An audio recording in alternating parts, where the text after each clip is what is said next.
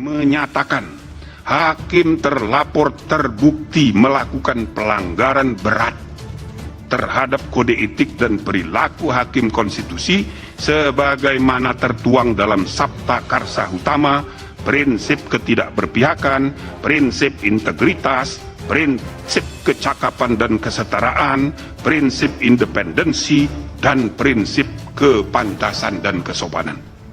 2. Menjatuhkan sanksi pemberhentian dari jabatan Ketua Mahkamah Konstitusi kepada hakim terlapor. Anwar Usman dipecat, drama MK dan ambisi kekuasaan makin ruwet ya. Pak Jokowi, ayo dong jangan diam. Jelaskan apa yang sebenarnya terjadi. Akhir-akhir ini yang kita lihat adalah terlalu banyak dramanya, terlalu banyak drakornya, terlalu banyak sinetronnya. Sinetron yang kita lihat. Mestinya kan pertarungan gagasan, mestinya pertarungan ide, bukan pertarungan perasaan. Kalau yang terjadi pertarungan perasaan, repot semua kita. Saya lihat justru apa yang disampaikan oleh Bapak Presiden ini, Pak Jokowi, ini justru membenarkan ya selama ini apa yang terjadi gitu. Kalau kita lihat drama-drama politik kan mulai dari bahkan sejak membicarakan tentang 3 periode sampai dengan drama terakhir yang kita lihat di Mahkamah Konstitusi gitu. Sehingga pertanyaan kita ya, siapa yang membuat drama ini gitu? Siapa sutradaranya? Dan saya kira kita cukuplah bermain drama ini. Jangan sampai kemudian proses pemilu ke depan juga berlangsung dengan drama-drama gitu. Dan ini akan memberikan legitimasi yang buruk untuk proses pemilu kita dan demokrasi yang kita bangun selama ini gitu. Indonesia tanah air beta pusaka abadi nan jaya. Setelah pemeriksaan, alhamdulillah sudah tuntas. Tinggal terakhir nanti kami periksa sekali lagi. Pak Anwar, ketua kebetulan paling banyak dilaporkan.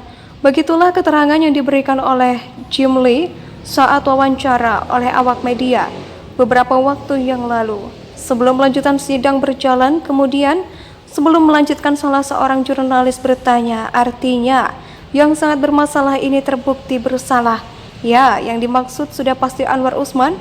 Dan spontan dijawab oleh Jim Lee dengan tegas, iyalah ya, dari dialog ini sudah jelas Anwar Usman telah melakukan pelanggaran berat alias bersalah. Lalu bagaimana kelanjutannya? Apakah ini masih terkait dengan urusan drama atau drakor? Waduh, sudahlah, kata Jokowi, enggak usah diteruskan nanti kemana-mana.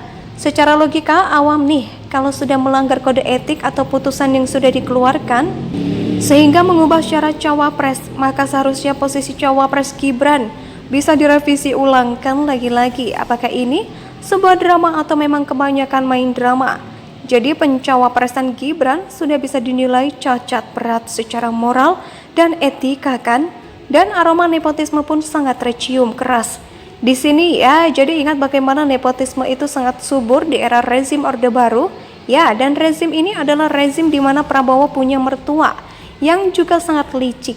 Maka nggak heran bisa berkuasa sampai 32 tahun lamanya. Karena rakyat sudah muak, maka terjadilah gelombang reformasi besar-besaran. Maka jangan sampai demo besar-besaran juga akan terjadi yang mirip-mirip dengan reformasi itu. Jangan sampai ya cara-cara ini benar-benar kacau. Tidak salah kalau ada tuduhan bahwa ini adalah upaya merusak konstitusi. Kalau konstitusi dirusak dan hukum dipermainkan atau dikangkangi, maka apalah arti demokrasi? Apakah orang-orang yang mau berkuasa ini lebih suka negara ini berubah menjadi kerajaan aja? Dan dengan kegaduhan ini yang akhirnya dirugikan adalah masyarakat secara luas. Pasalnya banyak elit yang hanya mengurus soal merebut kekuasaan daripada memikirkan dan mencari solusi dari setiap permasalahan-permasalahan mendasar yang ada di masyarakat. Maka dari itulah rakyat yang ingin negara ini baik-baik saja Maka sudah jelas siapa yang akan dicoblos pada Pilpres nanti. Meskipun nanti ada upaya mengatur kemenangan atau curang, tapi rakyat adalah kekuatan yang sangat dahsyat. Perlu diingat bahwa tidak ada kejahatan yang sempurna, selalu akan meninggalkan kotoran dan bekas-bekas yang terhina. Namun orang-orang licik selalu ingin memolesnya, dan dalam perjalanan hidup ini semua orang bisa ikut atau berpotensi melakukan keburukan. Apalagi dalam lingkungan yang penuh dengan para penguasa yang rakus jika nanti Usman benar-benar dipecat. Bukankah ini merugikan dirinya atau sudah ada skenario lain sehingga dia baik-baik saja? Usman kan diberhentikan dari ketua MK tetapi tidak diberhentikan sebagai hakim konstitusi. Kalau Jokowi pernah bilang dengan kata ruwet, maka ini bisa jadi adalah drama yang memang benar-benar ruwet. Kenapa seorang ketua MK mau melakukan itu? Apakah ini ada dugaan juga mengarah kepada presiden? Artinya apakah Jokowi terlibat dalam, karena di atas MK kan yang berkuasa presiden ya. Entah bagaimana nanti kelanjutannya ini. Ya, kabarnya Jokowi tersandra oleh permainan Prabowo. Entah benar atau tidak, tapi ketika Prabowo masuk kabinet ini Jokowi mungkin sudah seperti bermain out. Dulu rakyat percaya bahwa itu adalah taktik Jokowi, yaitu taktik merangkul. Namun apa yang terjadi? Ya, sudah banyak pendukung Jokowi yang sangat kecewa. Yang tidak kecewa itu adalah pendukung yang takut kelaparan. Dukungan mereka juga mengarah kepada Prabowo karena alasan logistik yang melimpah. Coba cek aja itu. Abu Janda. Dari Abu Janda ada istilah jalur Dasko dan jalur Hasim.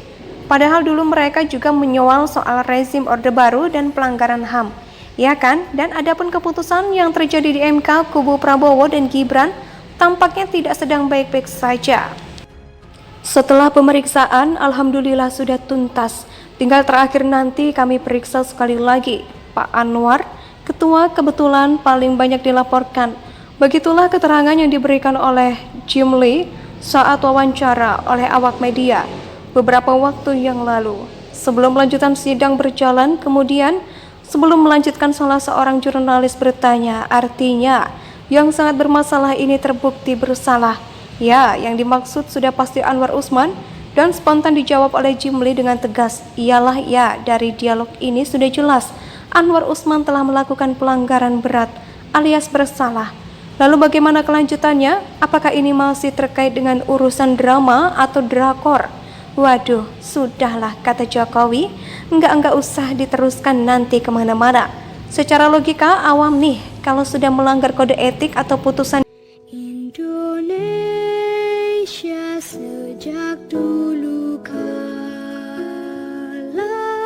tetap dipuja-puja bangsa.